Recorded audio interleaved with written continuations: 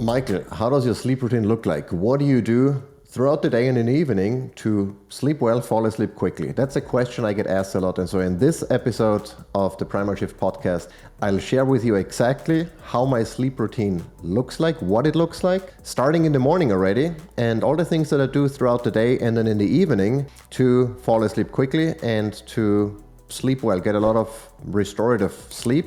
And I'll also share with you some of the things that I don't do, or at least try to avoid to. My sleep routine isn't perfect on most days, but like our little one likes to say, I try my best. So here we go, starting really in the morning. So everything that I do to sleep well starts the second I get up in reality, because that's all part of the circadian rhythm. So I get up typically between 6 and 7 a.m. and it depends a little bit on the time of the year. So in summer, I tend to sleep a little longer, and in the winter, I tend to sleep a little less, or at least get up earlier. And so right now, I usually get up between 6 and 6:30, sometimes, and it's summer, sometimes I'm pushing it to 7. And funny enough, in the past, I always considered myself an early riser. I had actually trouble sleeping longer, and all of that has changed. And so now I can actually sleep in, and by sleeping in, I mean 7, which, for many people is, getting up early. So it's, it depends a little bit on your point of view and your situation. But between 6 and 7, I get up, and usually whenever the sun rises, that's when I or my wife and I do morning chores on the homestead, meaning, feed the animals, we let them out. We move the rabbit tractors. We take care basically of all of our livestock, make sure they are happy and fed and everyone is doing well. So that happens typically at sunrise, and also that changes with the season, depending on when the sun rises, that's when we do it. What I drink in the morning is a cup or 2 of black coffee, sometimes with cream, and I try to do that before 10 a.m.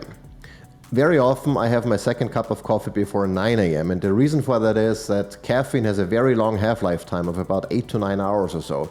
So however much caffeine you get, it takes 9 hours to remove half of it from your body. And so as you can imagine, if you have a coffee at 3 and you go to bed at 9, by that time, you still have more than half of that caffeine in your body, and it disrupts your sleep. Regardless of if you notice it or if you think you notice it or not, caffeine is a sleep disruptor, so I try to have it as early as I possibly can. Right after, I usually exercise. So when in between, I do emails and respond to important messages and stuff, depending on when I get up. And then I go exercise, and that either means CrossFit, usually at around 8:30, or I walk the dog for 45 minutes. And after that, let's say somewhere between 10 a.m. to noon, I have breakfast. Typically, we all have breakfast together, and that means a lot of fat and a lot of protein for me, somewhat in a 1-to-1 ratio, for reasons I've already talked about in the nutrition episode. But if I have carbs too early, I can feel the energy fluctuations throughout the day. I don't like that. I want to have stable energy levels. And it also, from an exercise performance perspective, fat and protein is better for growing lean muscle tissue than carbohydrates, despite what everyone seems to be doing. Then any time throughout the day, depending on how much time I have, what's going on, I try to expose myself to sunlight. I take off my shirt, I take off my shoes, I don't wear sunglasses, I don't wear sunscreen obviously, and I just go outside and try to get as much exposure, at least 15 to 20 minutes of sunlight, because I've noticed, has a dramatic impact on how well I sleep then at night. And so I try to do that every single day. Even when it's cloudy, I go outside throughout the day, and even, the sun is not as strong, obviously, if it's behind the clouds, but you still get that UV radiation that your retina and the cells in your skin respond to, and that can positively impact sleep at night. Dinner, we have somewhere between 5 and 7 p.m., and that's when I have carbs. Depending on, I don't count carbs or anything, but I have then maybe 50 to 100 grams of carbs or so, sometimes less, depending on what we have at home. Now I try to eat dinner as early as possible, and that's not always easy because I only have 2 meals a day, my breakfast and then dinner. And so depending on how hungry I am, when I had my breakfast, sometimes I'm not hungry at 5, and so I have to push it a little bit more, but that then actually starts negatively impacting my sleep, and we'll talk about that more in the do's and don'ts. But that's something that I try to push to as early as possible and have a dinner that's as light as possible, which is a second struggle that I have because I only eat twice. Now, between 8 and 9 p.m., my wife and I, once the kids are in bed, we either watch TV, something funny, entertaining, we read a book, using orange reading light, and then we check on the animals again. So that's like the second part of our daily chores. We go down, we make sure everyone is in and tucked in. The geese are locked up. We remove the feed, etc., so the raccoon doesn't eat it. And then between 9 and 9:30, again depending on the time of the year. In winter it's usually a little bit earlier, between 8:30 and 9. In summer it's usually between 9:30 and 9 and 9:30, sometimes even pushing 10. We have magnesium, lights out, and we go to bed. And so that's what I do throughout the day to then have somewhat decent sleep, or optimal sleep in many cases, not every day.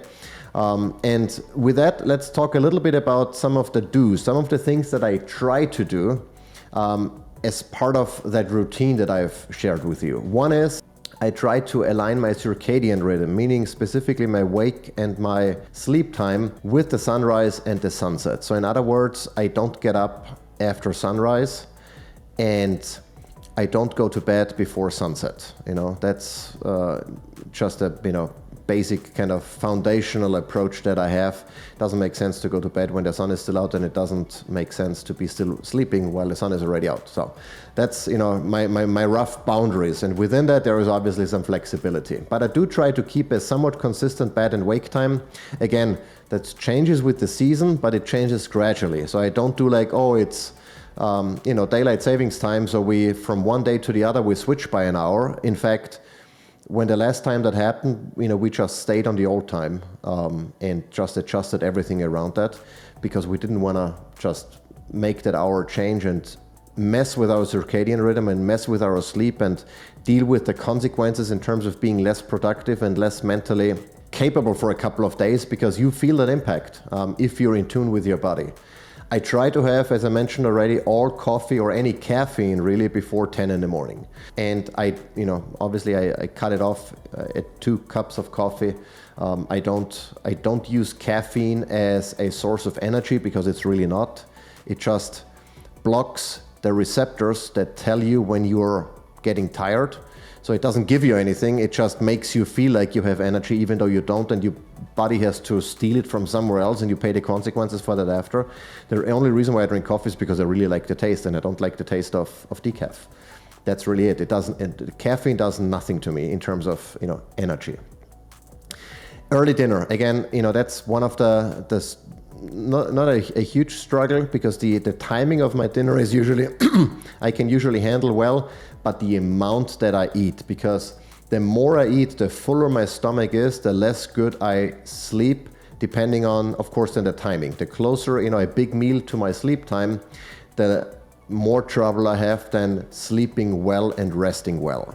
Because my body has, is very active, still trying to digest, that food that's usually consists of, fat and protein and carbohydrates as well.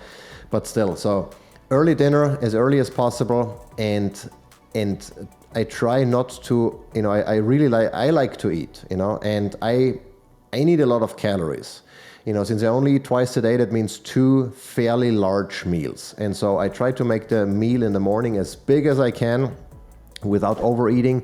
But then usually at night, especially when I'm active throughout the day, I still need another big meal. And managing that with the timing has been, I think, is like my major struggle, because I also don't wanna eat too early in the morning, mostly because I'm not hungry, early in the morning. And when I go workout, that suppresses my hunger, for a little longer. So it pushes my breakfast back even more, and that means, then eating again at 5, there might only be 6 hours in between my meals, and very often that's not enough. I'm not hungry yet. So that's kind of a little struggle that I have, and try to figure out if sometimes I just cut my fasting short and eat early, even though I'm not super hungry yet, with the benefit then of having an earlier dinner, being hungry early in the afternoon, and then having more time between my last meal and bedtime.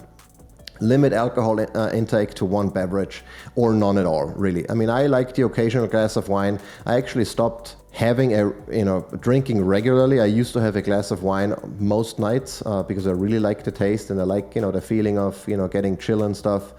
But I can tell if that glass of wine happens after past 5, it impacts my sleep. There is just no way. I mean, maybe now that, we've been doing so many things right, I've become hypersensitive to it, but I can tell, if I have 1 glass of wine at 7 and I go to bed at 9 or 9:30, I can feel it. My sleep is not the same. And I can see it in my data as well. It's not just what I feel, I can see it, my HRV, my resting heart rate, the amount of deep and REM sleep I get, all of that is impacted by alcohol. So definitely no more than 2 glasses, and again, as early as possible, if or on days where I consume alcohol. Now, sometimes, we have friends over, and, that rule doesn't apply. I might have 3 glasses over the course of a, 4-5 hour get together. And the last one might be, later than, maybe at 8, and then we go to bed at 10 or whatever. All of that happens occasionally, but on a daily basis, I try to either cut it out completely, and I do that, or limit it to 1 as early as possible. Putting the phone away around dinner time is another thing, and obviously, just having your phone nearby is not gonna just by default negatively impact your sleep, but what you do on the phone, especially if you check then, comments on social media and something that might upset you or make you angry or might want to make you, respond immediately to a stupid comment, that I receive. All of those things are counterintuitive, or not counterintuitive, they are counterproductive to optimal sleep, because it keeps my head spinning, thinking about it, and that then delays my sleep onset, which disrupts my circadian rhythm, which means I might get less deep and REM sleep, and it's like a vicious circle. So putting the phone away around dinner time has helped dramatically to not invite any of those stressors that come from using your phone before bedtime. And very often, unfortunately, it means if you text me, past 6 p.m., I'm not gonna see it, and I respond the next day. But that's a consequence that I'm very much willing to accept for the benefit of sleeping better. I charge the phone in my office overnight, so I don't have it in the bedroom. That also means that I don't have access to it first thing in the morning, because that's another thing. If whatever you do first thing in the morning usually sets the tone for the rest of the day. And if you got on your phone and you see either news you don't like, comments you don't like, whatever it might be, an email you don't like, then your day starts already on the wrong foot. And so I try to avoid that by not having my phone nearby. That also means fewer exposure or less exposure to EMFs. So it's a win-win. We sleep with white noise. That's one thing that we do. And it really helps to mask, like noises of, even if it's just your partner, turning around or getting up at night because, well, it's usually more me than my wife, getting up to pee, or, the dog plopping down, after walking around, I don't know, checking the perimeter, whatever he does at night. But all of those little noises that can wake you up, especially if you're in light sleep at the time, they get masked out and drowned out by white noise. So we always sleep with white noise, and we really like it. I also use an eye mask, especially if my wife likes to read to fall asleep. It helps her sort her thoughts or whatever, calm down. And so she usually reads for a few minutes while I am already trying to sleep. And so I use a sleep mask or an eye mask, so I don't get any of that orange light exposure from her reading light. Sun exposure in the morning, I mentioned it before in my routine. I try to either, get that as part of walking the dog or as doing the chores, depending on the time of the season when the sun rises, but get that early light onto my retina, unfiltered, no sunglasses, nothing, just I stare into the sun when it's just above the horizon, where it doesn't hurt obviously in your eyes. Getting those frequencies onto your retina has a very powerful impact on your circadian rhythm and how well you sleep then at night. And so that's what I try to do. Both my wife and I take magnesium before going to bed. Magnesium is a great way to help you relax. It's important for stress management. And it's also obviously one of the electrolytes. If you might be short on magnesium, that has a negative impact not only on muscle function and many other things, but also on your sleep. So we have noticed that by consuming magnesium, it's like 360 milligrams. We use, I can link the brand down in the show notes what we use. We get it on Amazon, and we take that every night. It tastes good. It hydrates you a little bit more if you're short maybe, and it has helped us with sleeping well. And then the last thing that we do, that we have been doing for a long time, we leverage a mattress or bed cooling solution. That's been an absolute game changer. I have reviews of the solutions we use on my blog, so I'm going to link that down below. But cooling down your mattress, preventing your body from overheating under the sheets, and by providing the proper temperatures, because I mentioned it in the sleep episode already. Our core temperature changes throughout the night, and if you're in the way of those temperature changes because you're maybe too hot, and hot air gets stuck under the sheets, then it makes it more difficult for your body to cycle through those sleep stages, and you might cut your deep or REM sleep short, or it might also be in the way of falling asleep quickly because you have your core temperature drops before you can fall asleep. And anything you can do to support that temperature change is beneficial. And we have noticed, we cannot imagine in reality not having a mattress cooling solution. We don't have to worry about what the AC is set to. We don't have to worry about wasting energy to cool the entire house, and which still wouldn't change the temperature under the sheets. We don't have to worry about leaving the fan on, which dries out your skin, and is not conducive to optimal skin health. Just having the mattress cooled to comfortable levels has been an absolute game changer, and that's one of the things that we do and believe in, and can't really think of not having that. So those are the things that we do or try to do. Again, not perfect. We don't get it right every single day, but we try to be as consistent as possible to support optimal sleep. Now, in terms of the things that I don't do, and in reality, both my wife and I do the same thing and many of the things also apply to the kids. So it's really a family kind of approach. But the things we don't do is we don't cut our sleep short for other priorities. So I would never, and again, I don't want to use the word never because anything can happen, but I absolutely try to avoid cutting my sleep short for work, to go exercise, or to do anything else. We are very, very protective of our sleep. It has the highest priority. There are some exceptions. Obviously when, family flies in and they land at 10 p.m., obviously we pick them up, but one of us, so only one of us has to sacrifice the sleep, while the other one, can stick to the sleep routine. There are some exceptions, but generally speaking, for regular things like exercise, like work, like anything else, we don't cut our sleep short. We make it a priority. We don't have a TV in the bedroom, so we don't, binge watch until we fall asleep. Very counterintuitive. I used to think that, watching TV while trying to fall asleep, it helps me fall asleep. It's BS. It's not conducive to optimal sleep. Yeah, maybe it's the same as with alcohol. Drinking alcohol until you're drowsy might help you fall asleep, but it absolutely hammers the quality of your sleep. You're not gonna get the same deep and REM sleep as you would without doing that. We don't try to stay inside all day. Fortunately, I work from home. My wife, is home. We're all home. We can pretty much do whatever we want to, within certain guidelines, of course. I have to earn money, record podcasts for that matter. But we try to avoid staying inside all day. We go out as much as we can, expose ourselves to sunlight because that's crucial to maintaining an optimal circadian rhythm and maintaining optimal sleep. Caffeine in the afternoon. Again, it's not that I've never done it, but I absolutely try to avoid it if possible at all, because I know it's going to disrupt my sleep later on. Late and large meals. I already said that's maybe the biggest struggle, quote unquote, that I have. Not that I have, a dinner at 10 p.m. and, I eat an entire turkey. I don't do that, but sometimes, having dinner at 7 and eating the amount of food that I eat has an impact on how well I sleep. Every single time. I can tell, when I ate based on how I wake up in the morning. Alcohol after 7, again, happens occasionally, but usually it does not, and I try to keep it that way. Social media, before bedtime and first thing in the morning. Those are two things that I absolutely encourage you to avoid.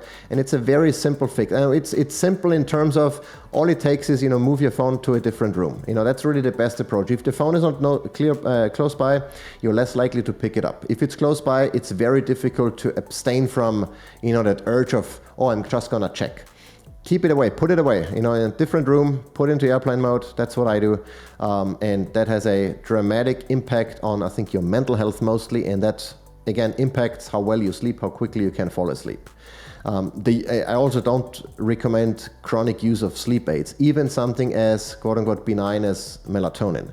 Melatonin is a hormone, and with every hormone in the body, there is a feedback loop, meaning that whatever you consume or put into your body, exogenous hormones, impacts the production of the same hormone in your body. So in other words, if you consume melatonin, then your body stops making melatonin because it doesn't need it, right? And so the more chronically you use those helpers, the less your body makes those, and that obviously is not conducive to good sleep, natural sleep, that should not rely on any helpers. We use melatonin occasionally, when we travel, when there might be some other occasions where we have a very late workout. Maybe there's once a year competition and we don't come back until 7 and we're all riled up and absolutely cannot sleep whatsoever. We might pop a melatonin 1 milligram or so, maybe 2 tops, and that's pretty much it. But the chronic use of those things is something that I absolutely do not encourage, and it doesn't help in the long run. It's a band-aid at the end of the day. Some of the tips that I can share with you that you can use especially if you have trouble falling asleep or staying asleep. Those are really the two things I see a lot, that people cannot fall asleep because their head starts spinning, racing thoughts, whatever, or they wake up in the middle of the night and are absolutely not sleepy at all anymore. I've had this in the past, and I kind of figured out what the reasons are. And so a couple of tips here. One is, if you have trouble falling asleep, brain dumping. Meaning that whatever is in your head, whatever is in your thoughts, write it down on a piece of paper. You basically or literally moving it, offloading it from your brain on a piece of paper, and you can stop thinking about it. It's very easy to stop thinking about things that are written down somewhere because they are there. You're not gonna forget. There is no need to think more about it. It's, parked, all good. And I do that a lot whenever I have, racing thoughts or, to-dos that I'm like, oh, tomorrow I have to whatever. Write it down, and I'm done with it. Tactile stimulation is also super helpful. Both my wife and I have figured that out. And we use a device called Apollo. There are different devices out there. There are touch points. There is Apollo. We have both of those really, and they both work well. But our favorite by far is Apollo. It's tactile stimulation that down regulates your nervous system, specifically the sympathetic nervous system, which is the one responsible for your fight and flight response. So by getting more into the resting and digesting mode, meaning a parasympathetic mode, you can fall asleep quicker and you sleep better. And in fact, Apollo, I've been testing it in the last few weeks, has a feature now that detects based on its motion sensor when you're waking up, and it automatically turns on a mode that helps you fall asleep again very quickly. And looking at the statistics of how often it turned on at night, I don't even remember any of that. I don't remember waking up that often, but apparently I was moving, I was kind of awake or in a sort of awake phase. Apollo turned on and I continued sleeping. So it's incredible.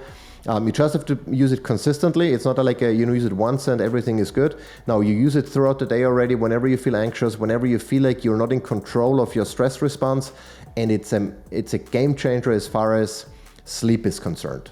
Heat exposure in the evening. I mean, there's a reason why people say take a hot shower before going to sleep. And while it might sound counterintuitive, because I mentioned in this episode just before that your core temperature needs to drop before you can fall asleep, but by exposing yourself to heat, either via a hot shower or sauna bathing or a hot bath, your body starts cooling down more aggressively. And so you actually lower your core temperature below baseline because of that heat exposure, and then it helps you fall asleep. So a hot shower or a sauna right before bedtime is a great way to not only feel like exhausted and fatigued a little bit, but also to fall asleep quicker. Mattress cooling, I mentioned it already. Check out my blog post about the best mattress cooling solutions. Absolute game changer for us.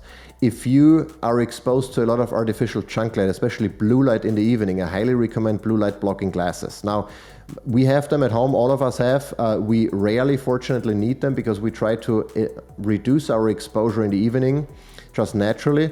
And whatever residual blue light we have left doesn't seem to impact our sleep well, our circadian rhythm. But if you have trouble falling asleep at a certain time, blue light blocking glasses can absolutely help to adjust your circadian rhythm, basically to reset it. And if you combine that then with early sunlight exposure the next morning, you can fix your circadian rhythm in just a few days and sleep better and fall asleep quicker as a result. You can also, if you like, the feeling of having a drink in the evening, like to wind down and stuff, they're actually non-ethanol alcohols. There is one product that I really like. It's called Heart Ketones, and it's a non-ethanol, it's butanediol. It's an alcohol, but it's not ethanol. And with butanediol, butanediol converts into ketones. And those ketones are good for the brain, good for the heart, good for the body generally. It's like, being in ketosis without following a keto diet. And so the advantage of doing that is you feel like you're drinking an alcohol because butanediol is an alcohol, but it doesn't convert into toxins like ethanol does in the liver. So that means it doesn't disrupt your sleep, but you still have the feeling of consuming alcohol. So it's a win-win at the end of the day. Heart Ketones is the product that I really like. I'm going to link it down below in the description. Check that out. Actually, I'm going to link the review that I have of that product. You should check that out and maybe give it a try. I really like it. And with that, we're going to wrap it up. That was my sleep routine. If you like it, follow, subscribe, share, please. I appreciate it. And I hope I'll see you and hear you in the next episode.